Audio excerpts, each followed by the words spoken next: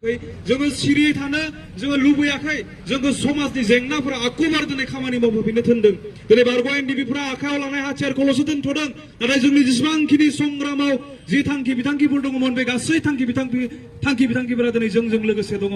आरो बे थांखि बिथांखिफोरखौ दिनै जोङो अपेनलि गोदो नांनाय समावब्ला जोङो रावजोंबो बिदि सोमोन्दो लाखिनानै बा अपेनै सोरजोंबा सावरायनानै लोगोआव थाफानानै खामानि मावनो हायामोन सोरबा बेक्तिया जोंजों सावरायबा सोरखारनिफ्राय नोजोर होनानै बै बेक्तिखौ सोरखौबा जेलाव हरदों सोरखौबा हमनानै गावदों सोरखौबा बुदों बेबायदि अयथासार माने सोरखारनि नारसिननाय थानायखाय जोङो उदाङाव फैनानै समाजजों लोगोसे थानानै खामानिफोरखौ मावनो हायाखैमोन। दै लोंनानै सा 40 सुबुङा थैहां लोगोसे सासे सिख्लाया जिउ गोमादों बिनि सायावबो सावरायगोन आरो जोंनि बर' हारिनि थासारि गाज्रि थासारि हौवा दोनखारनाय हिन्जाव दोनखारनाय बेफोरखौ नोजोर लाखिनानै बारग' एनडिपिनिफ्राय गोख्रों थांखि लानाय जादों बिनि सायावबो जों सावरायगोन। अब्ला जों गिबियावनो सावरायगोन बारग' एनडिपिनि फारसे बारग' एनडिपि बिथांमोना आथिखालनि जेंनाखौ नुनानै थानो हायाखै बिथांमोना सिगांनि समाव हाथियार लानानै अरनबारियाव दंमोन आरो बेफोर जेंनाखौ बिथांमोना सुस्रांबोदोंमोन नाथाय आथिखालाव बर' हारिनि गेजेराव मोनसे आफाद गोख्रों आफाद गैयैनि थाखाय आथिखालनि आइजो माहारिफोरजों लोगोसे हौवा माहारिफोरानो जा बा सेंग्रा माहारियानो जा बा सिख्ला माहारियानो जा गोबां आलाय सिलाय जागासिनो दङ। दा बेखौ नोजोर लाखिनानै बारग' एनडिपि आफादनिफ्राय गोख्रों बिबुंथि दं माखासे बिबुंथिखौ खोनासंबा नोंथाङा मिथिगोन। अब्ला जों दा बिबुंथिखौ बेखेवग्रोनोसै बा बिबुंथिखौ नायग्रोबानो जाबाय। जोङो सिरियै थानो जोङो लुबैयाखै जोंखौ समाजनि जेंनाफोरा आखुबार दिनै खामानि मावफैनो थिनदों दिनै बारग' एनडिपिफोरा आखायाव लानाय हाथियारखौल'सो दोनथ'दों नाथाय जोंनि जेसेबांखिनि संग्रामाव जि थांखि बिथांखिफोर दङमोन बे गासै थांखि बिथांखिफोरा दिनै जोंजों लोगोसे दङ आरो बे थांखि बिथांखिफोरखौ दिनै जोङो अपेनलि गोदो नांनाय समावब्ला जोङो रावजोंबो बिदि सोमोन्दो लाखिनानै बा अपेनै सोरजोंबा सावरायनानै लोगोआव थाफानानै खामानि मावनो हायामोन सोरबा बेक्तिया जोंजों सावरायबा सोरखारनिफ्राय नोजोर होनानै बै बेक्तिखौ सोरखौबा जेलाव हरदों सोरखौबा हमनानै गावदों सोरखौबा बुदों बेबायदि अयथासार माने सोरखारनि नारसिननाय थानायखाय जोङो उदाङाव फैनानै समाजजों लोगोसे थानानै खामानिफोरखौ मावनो हायाखैमोन नाथाय जाय बिर जोहोलावजोफोरा दिनै मुंख्लं जाबाय हारिनि थाखाय गावनि बेसेन गोसा जिउखौ बावलांबाय बिथांमोननि जि सिमां बे सिमाङा दिनै थोंजोङै बुङोब्ला बर'फ्रा जाहाथे जों बुहुमनि बिखायाव बर' बायदि थांना थानो हायो बिनि सार्थजों बिथांमोना गावसोरनि बेसेन गोसा जिबनखौ आरो थैखौ नोंनि आंनि थाखाय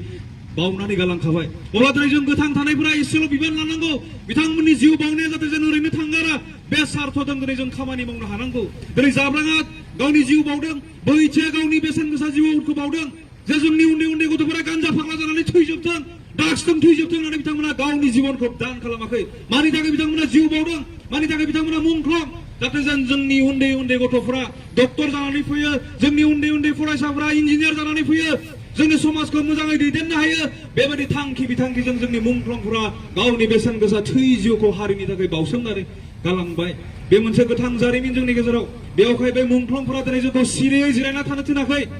समनि थिननायाव दिनै जोङो गुबुन महर लादोंब्लाबो दिनै बारग' एनडिपिफोरा जानजि खाफ्रानानै समाजारि जेंनानि सायाव खामानि मावनो जोङो आवगायदों आरो जोंहा फोथायनाय दङ जोंनि बे जेंनानि सायाव जिहेतु दिनै जोङो खामानि मावनो नागिरदों बेयाव समाजनि 100% सापर्टखौ दिनै जों मोनगोन। जों जेब्ला बे थांखिफोरखौ लानानै जोंनि समाजनि दैदेनगिरिफोरजों जों जेब्ला सावरायदों ओरैबायदि मोनसे थुलुंगाखांनाय जोंखौ बोसोन होनानै बै दैदेनगिरिफोरा थिनहरदों नोंथांमोना दावगा जों नोंथांमोनजों लोगोसे दङ। दानिनो गोथां एग्जाम्पल खासिबारि इउथ क्लाबनि जेनेरेल सेक्रेटारिया जोंनि गेजेराव फोरमायनानै होदों नोंथांमोननि जि मोनसे बाख्नायथाव हाबाफारि बेयाव जों नोंथांमोनजों लोगोसे दङ। थिग बेबायदिनो सारा बर'फ्रा दिनै सारा जोंनि समाजा दिनै बे जोंनि थांखिनि सायाव खामानि मावनायाव जोंजों लोगोसे दङ बेखौ जों फोथायदों आरो जोङो फैबाय थानाय समफोराव जोंनि जेंनाखौ सुस्रांनो थाखाय जोङो बिभिन्न थांखि बिथांखिफोरखौ लानानै फर्मुलाफोरजों जों खामानि मावलांगोन आरो जेरैखि जाया जोंनि जेंनाफोरखौ ड्राग्सजों नस्थ' जानाय गथ'फोरखौ गान्जाजों गोदोसोना थानाय गथ'फोरखौ गुबुननि हौवाया गुबुननि हिन्जावजों गुबुननि हिन्जावा गुबुननि हौवाजों सोमोन्दो लानानै मोजां मोनसे बर' न'खरखौ दिनै नस्थ' जानायखौ जोङो जेरैखि जाया हमथागोन आरो बे हमथानाय हाबाफारिया बारग' एनडिपिल' नङा सारा जेसेबांखिनि बर'फोर दङ जों गासै बेक्तिफोरखौ लाफानानै खामानि मावलांगोन होननानै बारग' एनडिपिफोरा दिनैनि तारिखाव जोङो रोखायै फोरमायदों। बेवहाय आसा फारिदों उननि जे हाबाफारिफोर जोङो लाबावगोन बे हाबाफारिफोरखौ दिनै रावबो राजखान्थियारि बिजोंजों नायाजासे गावनि माबा मोनसे सार्थनि बिजोंजों नायाजासे जोंनि बे हाबाफारियाव बयखौबो जोङो बाहागो लानो थाखाय खावलायनानै आंनि बे सुंद' बिबुंथिखौ आं बेखिनियाव बुं नोंथांमोना खोनाखाबाय जानांगौ बिथांमोना मा बुंदों बिथांमोननि थांखिया जोबोर मोजां जादों आं बिथांमोनखौ बाख्नायो नाथाय आथिखालाव बा बिटिआर गोरोबथानि उनाव बारग' इन्डिबिनि गोबां सोद्रोमाफोरा दासिमबो जोबथेसालियाव दङ आरो लोगोसे केसआनो केस बा हियारिंआनो फैगासिनो दङ। आसरित, नाथाय बिटिसि गोरोबथानि गेजेरजों बेबायदि फैयाखैमोन होननानै जों खोनादों आरो बिटिसि गोरोबथाजों गोबां बिएलटिफ्रानो साख्रि मोन्दोंमोन, लोगोसे अनसुंथाइ मोन्दोंमोन आरो बिन्दास बा खुला खुलि बेरायनो हादोंमोन। नाथाय आथिखालाव बिटिआर गोरोबथानि उनाव हमगासिनो दं, नै नुवाखै। दा बेनि सायाव मा बुंबावनो, रायजोफोरानो बेखौ मिथिखानांसिगौ बय मोनसेया मोजांमोन। अब्ला जियानो जादोला जों दा सावरायगोन दै लोंनानै सासे सुबुङा थैनायजों लोगोसे गुबुन 49 सुबुङा जिउ गोमादों आरो बे जाथाया जादों कर्नाटकानि चित्रादुर्गायाव साप्लाइ खालामनाय गाज्रि दैखौ मोनलोंफ्लांनानै 50 सुबुङा बेराम जादों आरो सासे 23 बोसोर बैसोनि आइजोआ जिउ गोमादों। थैनाय आइजोनि मुङा जाबाय मन्जुलाया फाहामसालियाव फाहामथाय लाजाबाय थानाय समावनो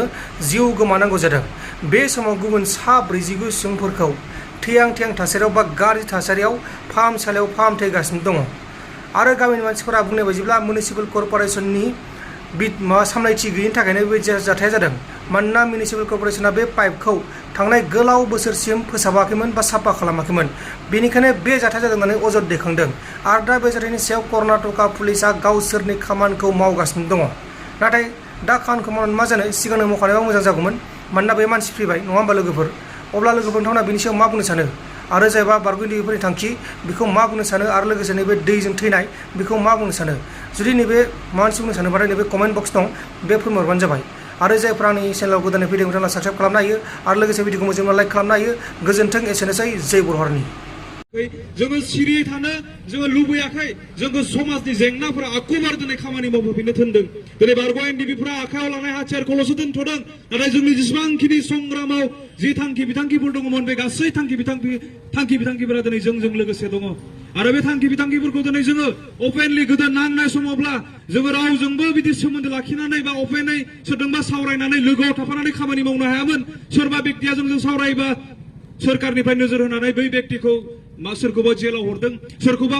हमनानै गावदों, सोरखौबा बुदों, बेबायदि अयथासार माने सोरखारनि नारसिननाय थानायखाय जोङो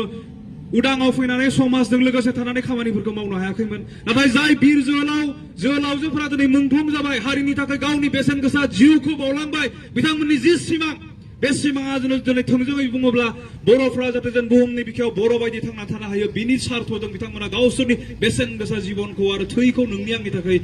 बावनानै गालांखाबाय। अब्ला दिनै जों गोथां थानायफोरा एसेल' बिबान लानांगौ, बिथांमोननि जिउ बावनाया जाहाथे जों ओरैनो थांगारा, बे सार्थजों दिनै जों खामानि मावनो हानांगौ। दिनै जाब्राङा गावनि जिउ बावदों, बैथिया गावनि बेसेन गोसा जिउखौ बावदों, जे जोंनि उन्दै गथ'फोरा गान्जा फाग्ला जानानै थैजोबथों, ड्राग्सजों थैजोबथों होननानै बिथांमोना